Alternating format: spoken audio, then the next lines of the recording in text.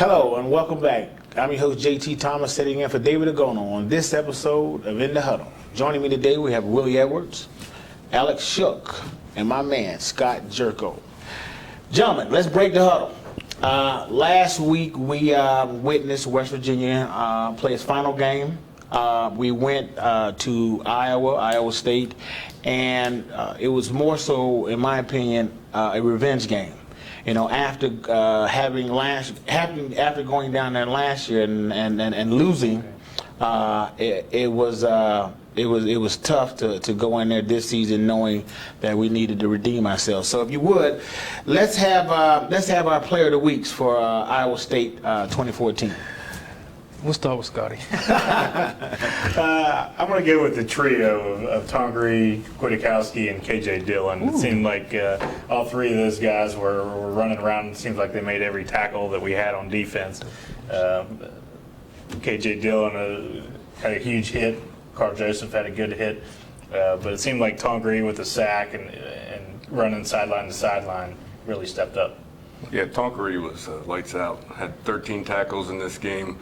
My player of the game, though, would probably have to go to Skylar Howard. I thought he did a good job coming in. It's an obvious pick, but he managed the game well. He made plays, he made throws, made some plays with his feet, which we really haven't had much this year. So I was happy to see him. Hopefully, that bodes well for next year. That if the guy that can beat Skylar Howard out is on this team, then we're probably going to have a pretty good quarterback.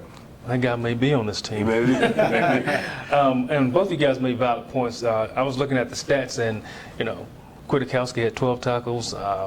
West Tongri had 12 tackles, and I think KJ Dillon had 11 tackles. So those guys were in almost double figures in tackles. And so when your linebackers are running around making plays like that, that bodes well for your defense. I'm going with the offensive guy, which is kind of crazy. I'm a defensive guy, I know. David's not here, so I got to do something crazy. I'm going to go with Russell Shell. He had 22 carries, 146 yards, set the tone on the first touchdown, 54 yards. And I've been saying it all year. Anytime we have a guy rush over 100 yards, our offense usually does well. And I don't think there's many times we rushed for 100 yards and we haven't won a game this week. So I'm going to go with Russell. I agree with Will in terms of my not necessarily the player per se, but I thought offense did a great job of finding themselves this game. And just like last week, I almost had a fit in terms of wondering why we didn't have those big backs running in the first series, and we got that done this week with Shell scoring the first touchdown. I was kind of shocked that no other running backs Wendell Small had a few carries, but we didn't see, Jeremy fumbled the first time he touched the ball, I think. That's why he didn't play anymore. Credit has to be given to the offensive line as well. We played some new guys. Right. Was it Mateo? Tony Mateo. Lingenfelder came in, and they did a credible job. I thought did a pretty good job opening up some holes and protecting Howard. It's a little easier to protect Howard, too, I think. And I think our second and third receivers did a great job because obviously Kevin White was hurt, heavily banged his ankle. Mario Alford, had 5 receptions, 2 touchdowns. DeKill Shorts had a touchdown, 4 receptions, 50 yards. And number 10, Jordy Thompson had a nice reverse, got us a first down on that. So we had some other guys step up in the receiving game when Kevin White was down that kind of helped out Skylar Howard. Well, that kind of speaks to my next sort of notice or award for this week is in regard to we mentioned outstanding player of the week. I wanted to see if you guys can point out some notable efforts because obviously a lot of guys can put forth a lot of effort, and guys like you just made Jordy Thompson. Jordy Thompson, I thought, put forth a great effort. Can easily have been a player of the week this week by doing some of the things he did. I mean, he just went out and had a great game for himself. So for me, Jordy Thompson would be a guy who I would say would have notable effort this week. So I'll go with Mario Alford. 5 receptions, 2 touchdowns. I think he had about 85 yards. So had a great game. And one of the things I noticed also, if you look at the stats, Skylar Howard has 69 yards rushing. And that's the most yards a WVU quarterback has had since 2009. And, and when you say that, it sounds kind of weird because we're used to having quarterbacks that can run the ball. And, Clint Trickett is a pocket passer. He's not going to, scat out and, run 20 yards. But, Skylar kept the the play going with his feet and kept his eyes downfield and did a great That job. really with that. puts pressure on the defense. Yeah, extended when plays. the backside linebacker, instead of shifting down the hole and closing down the cutback lane, and you got to worry about Skylar Howard keeping it and running out the backside. That just opens up another running lane. Is why I think Russell Shell even had even more yards than what he did on a few of those plays. Yeah, during those zone reads. Right. It adds a different dimension to our offense. I guess my effort guys would be the guys I already mentioned, Mateo and Lingenfelter. Not because I focused on them all that much watching the offensive line, but mainly because you didn't see any really stupid penalties. You didn't see them. Any busts. When you notice them, it's usually something bad, somebody running by them and they're chasing them down.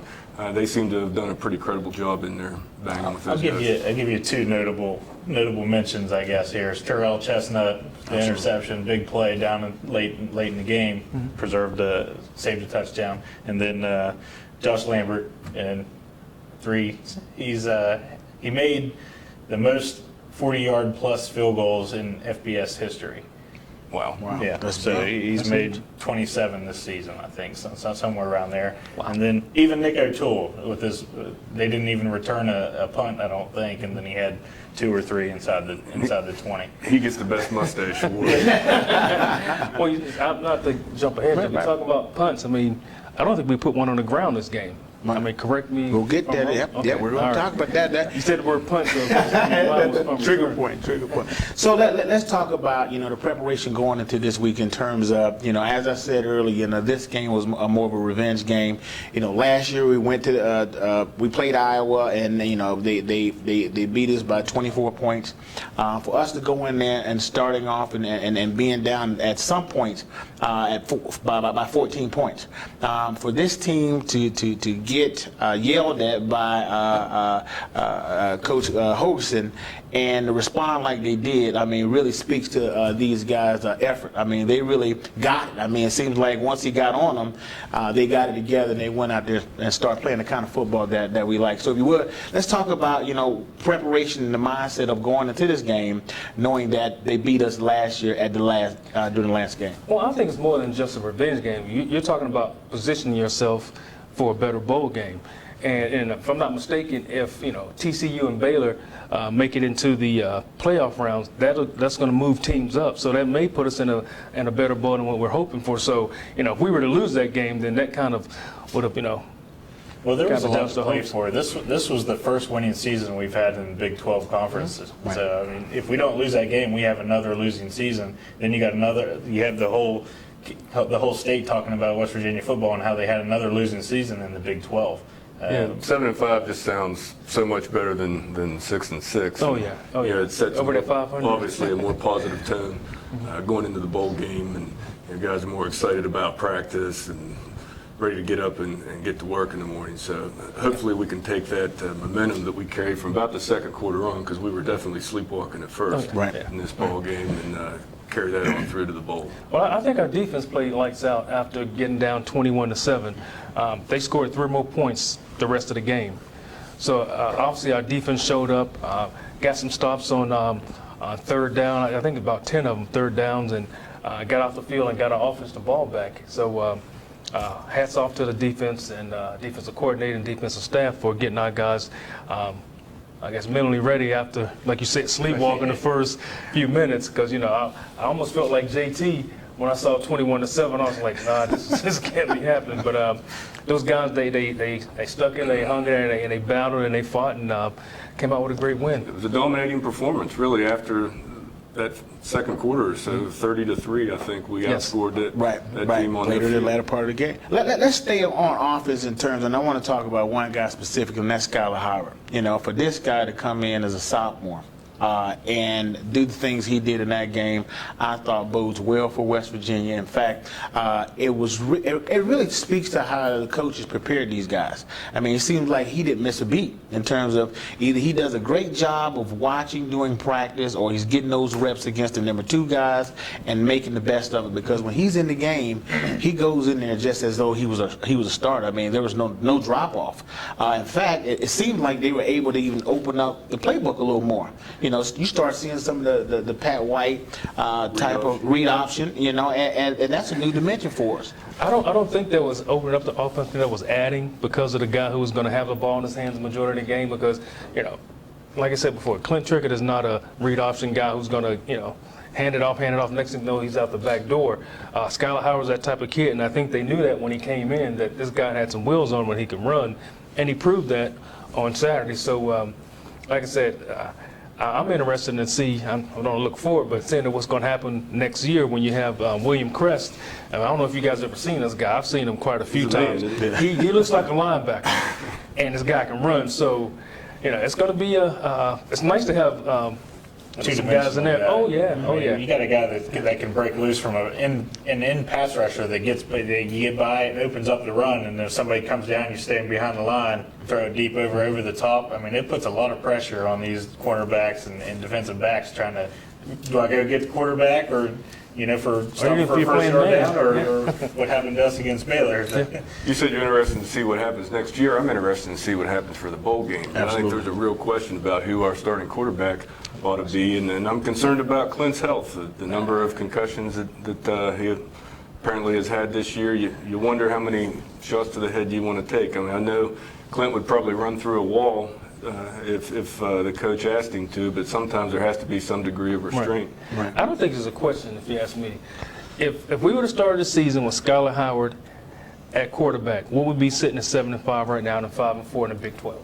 I mean, I think that's a big hypothetical. I mean, Clint came in with a lot of experience, and he kind of knew the offense, and I thought the relationship between he and Kevin White was something that matured from last year.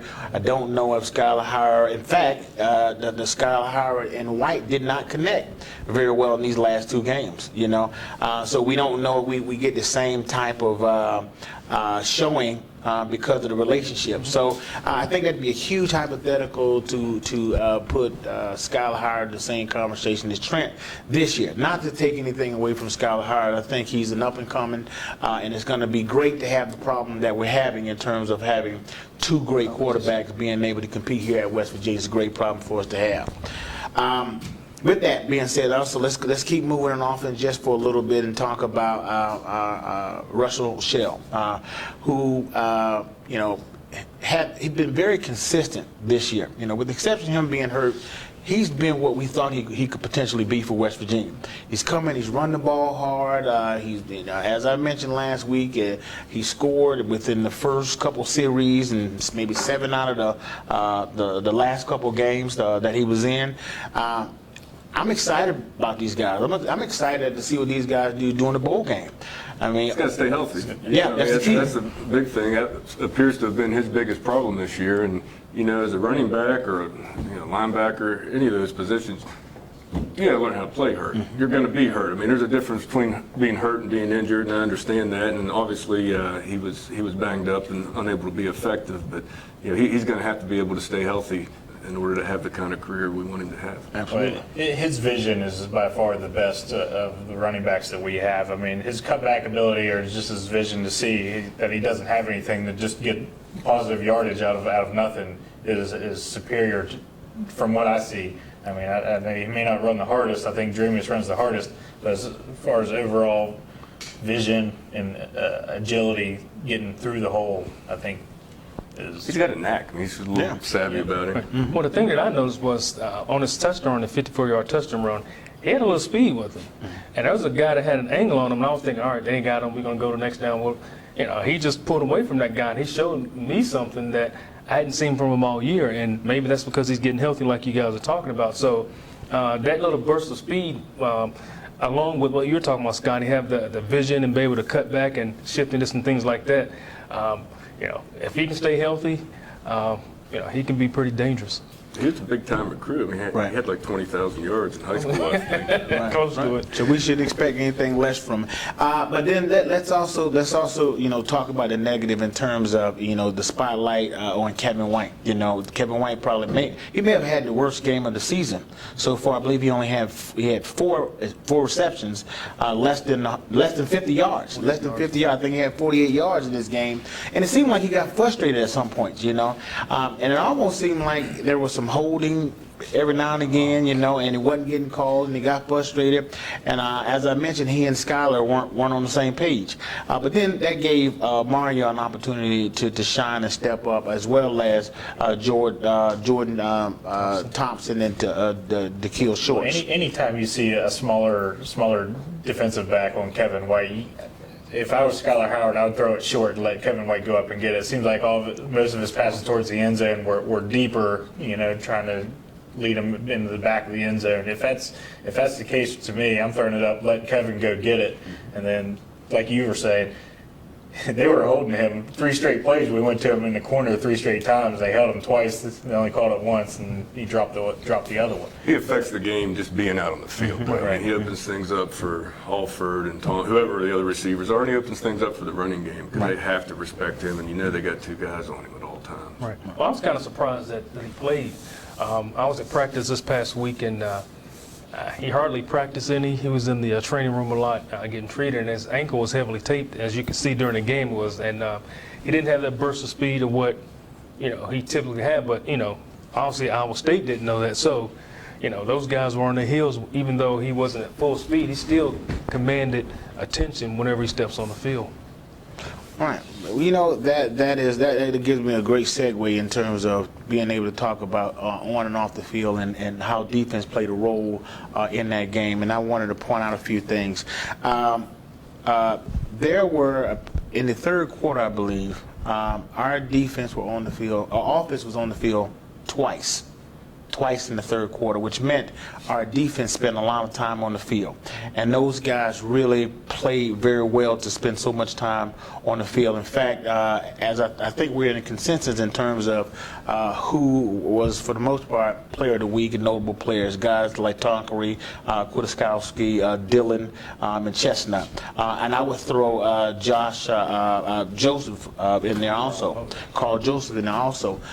Defense came alive. I mean, those guys came up and stood in the gap for their offense and gave them the opportunity to come along. So let's talk about defense and what they contributed. Well, I saw the first quarter. It seemed like we were playing a little bit deeper. They were doing a lot of dump downs, just taking what we were giving them, and we weren't tackling. And they were converting on third downs. I mean, they were throwing the ball, catching it. I think at one time he was 7 for 7 during their second drive or something like that. And that's a lot of dump downs, 7 completions on one drive in a row. So they're converting on third downs. And then once we started bringing pressure a little bit, and he started running, maybe got tired, maybe it was our pressure getting to him a little bit, but they weren't converting on third downs, and that's where the main turnaround was from what I saw. I just thought we came out a little bit flat. Looked like I said, sleepwalking through. Once the guys got the juices going a little bit, got pumped up, we really dominated that team from that point forward. I totally agree. Like I said, our defense, and I echo everyone else's sentiments that, we came out flat in the beginning. I don't know if it was, we're playing a 2-8 team or I don't know what it was, the flight out and things like that. But, they were able to turn around, put their foot in the ground, bow their backs, and play great defense and get the win. That's all you wanted out of this. Yeah, and that's on the heels of, 3 straight losses as well. So that team could have thrown in the towel. They could have tanked the season in there. So you got to give them credit for turning it around there. And a lot of it's momentum as well. I mean, we came out and we scored, and they came back and answered right back. We fumbled right there at the beginning of the second quarter, gave them the ball back. I mean, we spent 11 less minutes on the offensive side of the ball this game. I think they had 34 and a half minutes of time of possession. So they got 85 guys with scholarships too. So. Yeah, they practiced too. Right. And they had 93 offensive plays, which is, and we only had, I think, in our 70s, in which most times that's flip-flop. We usually have more plays than the other teams. But, time of possession, they had it 35 minutes. We had it, I think, 20-something minutes. So, you look at those statistics and you think, you would look at them, you would think they should have won the game. The thing I was most impressed with, we only had 2 turnovers. I would prefer no turnovers, but at the rate we were clicking with turnovers, 5, 4, 3, or whatever, to have 2, and those 2 not hurt us. I know that's a shame to be saying that, but I was impressed that we didn't put the ball on the ground as much as we had in the past. You know, one thing that was key to that defense being very successful is being able to have a guy like Nick Kwiatkowski, who is in the top 10 in the Big 12 in tackles. And then you got a guy like Shaq Riddick, who is in the top 5 in sacks. When you got guys like that on your team, they tend to rally guys up, and they really tend to get after guys. But let's move on, and then let's get to our favorite subject, and that's special teams. I wonder if that was going Special teams, hey, I mean, let's get, I want to let you guys get into it and give me your opinion on, how you thought we did, for the most part, a grade, for the most part, how we did with special teams. Our coverage was good. I mean, there was no breakdowns in coverage. I think they averaged less than 20 yards on kickoff returns even. So, I mean, hats off to the guys, being on these teams. I think they passed. I mean, just not having a disaster play on special teams seems to be about what we can expect, the best that we can expect. So, notwithstanding Lambert being fantastic, so I'm exaggerating a little bit, and I think O'Toole did a fair job as well. I don't know if I would say Lambert was fantastic. I mean, I guess it's almost in the same situation with Clint Trigger. The first 8 games we were 6-2, and people had high expectations for Clint. And then, we kind of hit a little skid mark there, here and there. But, same with Lambert. This guy was lights out. He won 2 games for us, and he didn't miss anything for a long time. And last couple of games, he's missed a couple of chip shots. And I'm thinking, oh, that's, when one of your 46-yard chip shot for college. What's your definition? What's a long one? We're talking about Josh Lambert here. Okay. We're not talking about your average. We're not talking about a guy from, Capitol High School or something like that. We're talking about a guy who, like I said before, won the Maryland game for us, and he won the, I think it's a Texas Tech game for us. So, and as a former player, when you see one of your best players and they're struggling, sometimes a little doubt can kind of start creeping. Oh boy, what kind of game is this going to be, especially right off the bat? Right. But like I said, those guys, they rallied around them, and and played a great. And like I said before, no drops on punt return. So one of these days we're going to actually return. And it almost seemed, it's in the playbook, ain't it? Exactly. We had Vernon Davis, who did a great job of fielding those punts, but it almost seemed like he had no intentions on running them. For the time being. He wanted to secure the ball, and that was all fine. One thing I want to point out in terms of Josh Lambert, we talked about him a little bit. Currently, Josh Lambert is ranked number 2 in scoring in the Big 12 in regard to kicking. And just imagine that we got this guy for several years. And he's going to continue contributing to our football team. So we're really excited about Josh. And Josh, it doesn't matter if Coach Hogerson doesn't talk to you as much as it should. Know that the guys here at In the Huddle, we're with you, man. Yes, sir.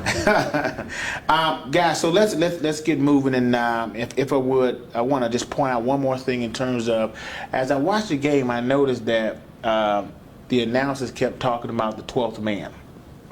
And the 12th man being Iowa's fans. After that first quarter, it seemed like that 12th man got real solid. I mean, West Virginia did for the most part. For the most part, we played our game, got them out of the game, and really did what we needed to do to We bring were it home. hitting hard. I mean, there was a few plays. I mean, KJ Dillon. I mean, even Shaq Petaway, Joseph. I mean, these were some big time hits. And I mean, when you see people flinching when they get hit, I mean, it's That's unfair to Shaq. I don't understand that call there. Yeah. I just really. how you can call targeting on someone that lowers their head. I feel bad for him though. He's had a rough go. Had to sit out a whole year injured in his first start, and then has that happen to him. It just seems unfair. I thought it was a good call. I mean, you want to protect. I'm a defensive guy, but the way the game. Right. How do you avoid it? Well, he ducked his head. He should have led with the shoulder instead of leading with his head. It's all about protecting these guys now. I mean, I read a little thing this past week about Darryl Talley and all these other guys that are having issues because of the repetitive hits. And the way they're trying to change it is trying to, use your face mask and using your shoulders more. Heads up football. So, when I saw his head go down and the crown showed, I knew right away, it was going to be a call against him. It's super slow mo. When you're out there, game time speed, it's hard to just say, and then tackle. I mean, it's That's where you got to practice at. they tell you keep your eyes on the ball carrier, and then I mean, if you're hitting them straight up, I mean, If he'd have went up through with his shoulder and his arm, though, it would have looked like a even more bad hit. Yeah, there was really a no-win situation in that scenario. The guy, yeah. There was a football play, the guy who's receiving the ball seemed like he was preparing to cover up, which made him tuck his head, and hey, he got hit. I mean, I'm a defensive guy. I don't mind like popping you.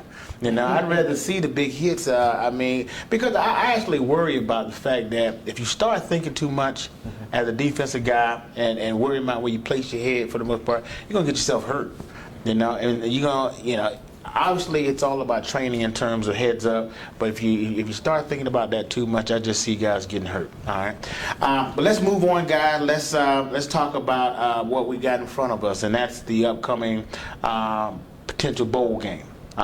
We don't know a lot about it in terms of who we're going to play, so we'll sort of speculate in terms of. Never let that stop us talking. We know this. We know whoever we play, the Mountaineers will be ready. I mean, we have a week or so to get ready and relax a little bit, and I think just as we did in past bowl games, there's nothing to hold back, right? We should let it fly, and hopefully our guys will be ready. Let me get your thoughts on any bowl prediction or bowl. well, a lot of predictions have us playing in the Liberty Bowl against Arkansas, but I'd really like to see us play the Russell Athletic Bowl against Clemson again. I think that our guys would be up on cloud nine, saying, "Hey, we put 70 on them. Let's do it again." Yeah, but those guys are going to be thinking about it too. So. I mean, any bowl I think is going to be great for this team. Coming off of a 4-8 year and really turning things around, and it's good for the psyche of the program and the players, and sets a tone for next year. I don't care who we play. I've heard Tennessee, Arkansas, Clemson, all those would be fantastic opponents with fantastic fan bases, and we ought to just be happy to be there, I think, but there to win the game, obviously. Right. Absolutely. Well, like I said, I've heard the same, rumblings, Arkansas, Tennessee. I've watched Arkansas the past couple of weeks. I'm not really sure if I want to, I know they lost this past week, but Arkansas is a very good football team. But like you said, it's a bowl game. A lot of times you don't really care about who you're playing. You want to be able to go and enjoy the bowl and things like that. I think this time off we have coming up is a great time for our guys. We have a lot of guys injured. You have Kevin White, Clint Trickett, Russell Shell. He's still a little banged up. Quentin Spain.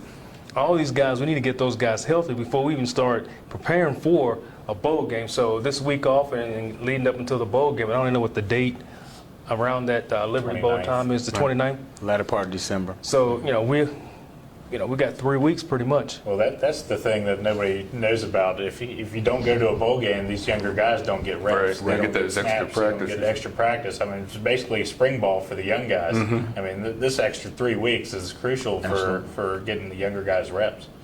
And that's one of the major points that I want to point out. I mean, it's just so crucial that we have this extra time to get guys reps, and then and guys see this as an opportunity to bond, an opportunity to feel rewarded for an accomplishment, for first and foremost being able to play together. I mean, look at guys like the running back Bowie. Who was a starter a couple years ago. That guy came in and really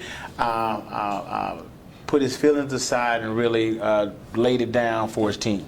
Well, I'll tell you what, if you watch special teams, especially on the kickoff, the last couple of weeks, he's the first guy down on kickoff every time. I mean, he's made some big hits. And you're talking about a guy, like you said, JT, who was a starting running back for us. Some 200 things yards happen. against Texas. Yeah.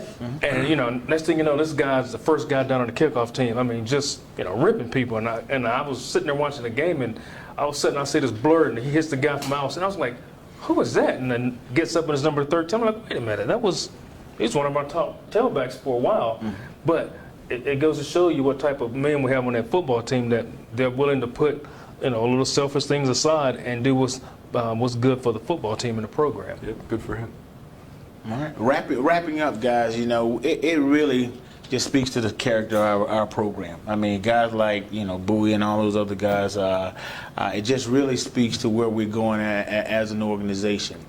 So, guys, we're at that point where we gotta shut her down, and we wanted to, first and foremost, thank everybody for supporting us and coming out. We won't be back next week. We'll be preparing for the bowl game, so you won't see us in the up and coming weeks. But I do want to thank you and have you check us out at thedpost.com for more updates and coverage on Mountaineer sports. Until then, stay in the huddle.